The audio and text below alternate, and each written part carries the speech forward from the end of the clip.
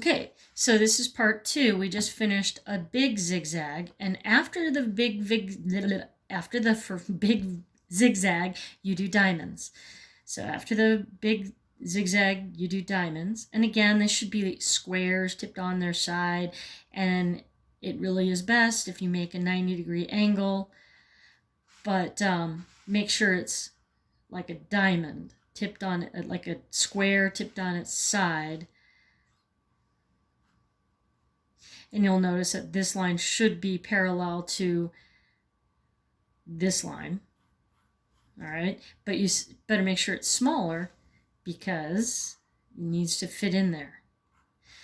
All right, so what do we do after diamonds? I know the V under the diamond, and it's smaller because it's part of the small zigzag, but you got to make sure that you do them under the diamonds first so you know it's aligned correctly. Okay, and if you haven't figured this out by now, after you watch me do a row, you should go and do your row. And while you do your row, you should be pausing. Okay, so when you get the small V's under the diamond, what is next? You do your V's in between. So this is the small zigzag.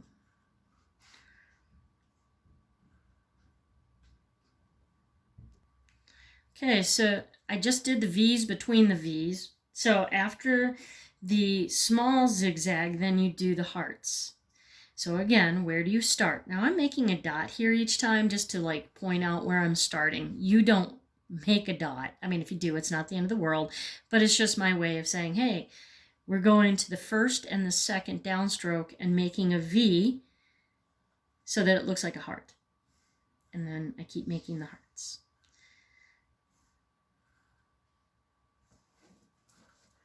All right, and then because it's the big zigzag, you need to do an additional downstroke on the one side and then an additional downstroke here just so that you don't lose rows. After the big zigzag, what do? I know, diamonds. Boom. And again, are my diamonds perfect? No, but I do try to make a 90-degree angle, and then this side should be parallel to that side if I was like, you know, being conscientious. But sometimes my angles are not perfect. But if it's mostly a diamond and kind of like a square tipped on its side and it fits into that V stroke, you'll be okay. So after the diamond, what do? Oh, I know, V's under the diamond. V under the diamond, V under the diamond. And what's really important is that the V under the diamond matches the V of the diamond on the bottom. So you got a top V and a bottom V. Okay, so V under the diamonds. What do you do once you do your V's under the diamond? I know, you put V's between the V's to make the smaller zigzag.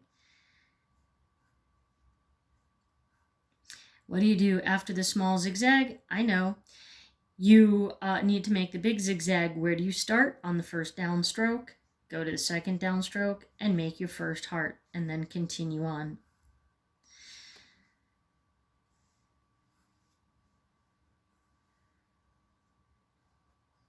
All right, because it's the big zigzag, what do we do to make sure that we don't lose rows? We do a downstroke there, and then on the other side, a downstroke. What do we do after the big zigzag? Big zigzag, diamond. So I'm doing a diamond.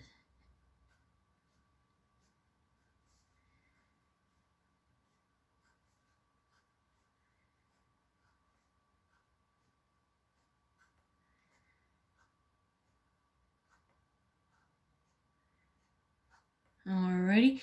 I got my diamonds now. What do I do under the diamonds? Oh, I know, a V that matches the bottom of my diamond.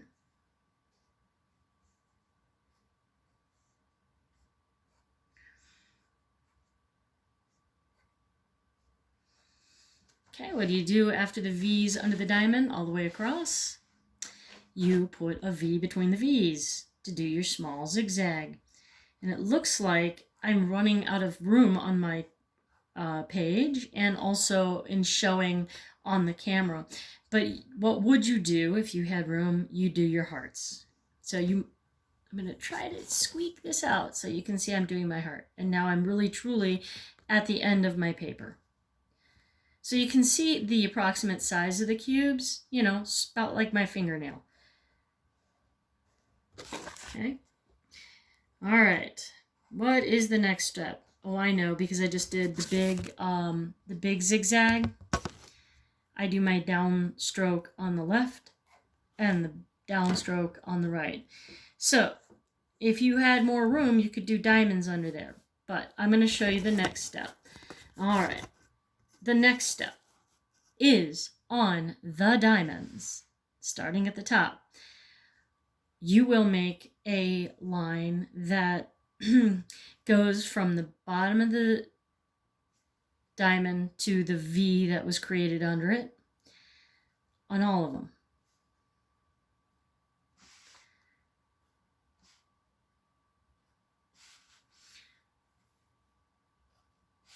So just on every single one, there's a line that goes from the bottom of the diamond to the V that was underneath it. Okay, you do that on all of them. I'm going to pause it and finish it off camera. Okay, so you can see that each one of my diamonds has a line that goes from, and it could be actually on the top because I think my phone is turned around, but it goes from there to there. The next step is to connect these two sides, and you should see a cube on each one.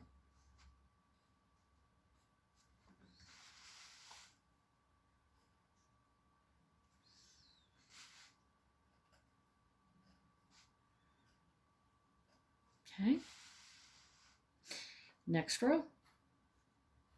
So the two sides on the cube. Gonna go row by row, don't jump around, but I'm gonna finish mine. So pause yours and work on it.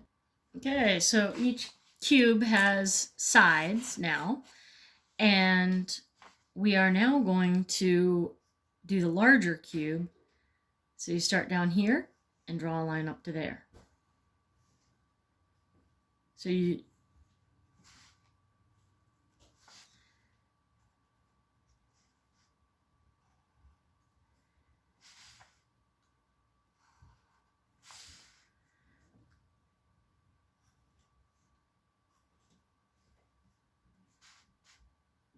So between the cubes is a line to separate the wall. Oh, I already did that one.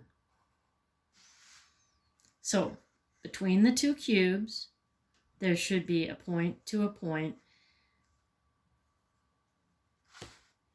So between each cube, there should be a wall.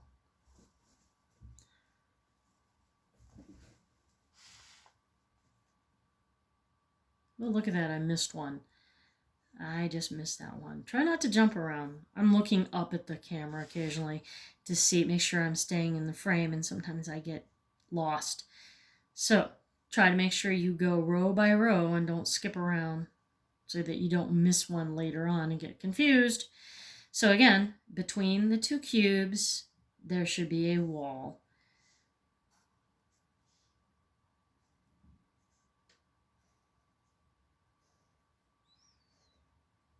Okay, so now I have all the lines. The next step is to talk about the shading. I'm going to do that in a third video.